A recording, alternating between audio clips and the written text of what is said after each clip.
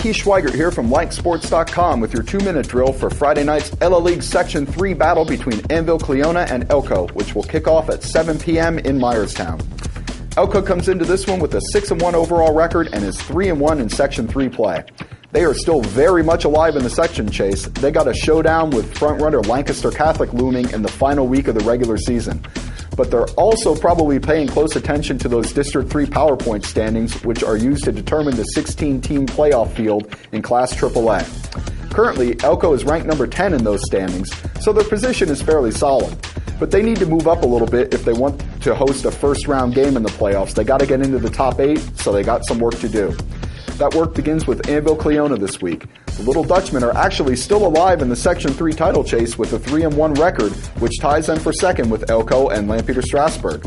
But that 3-4 overall record is a little less impressive, especially when you look at the teams they've beaten.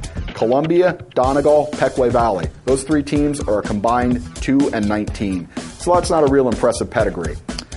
And the Annville-Cleona defense gives up an average of 326 yards per game, which is not good news when you're facing a team like Elco, which has one of the league's top offenses.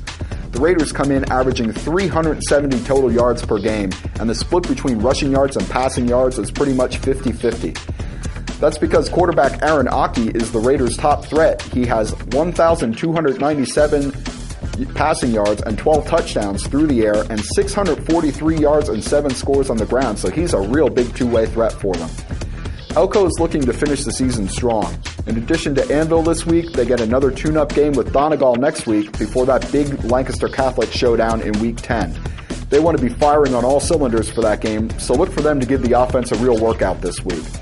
I don't think Annville-Cleona is going to have enough to slow down Elco, but we'll see how things work out on Friday night.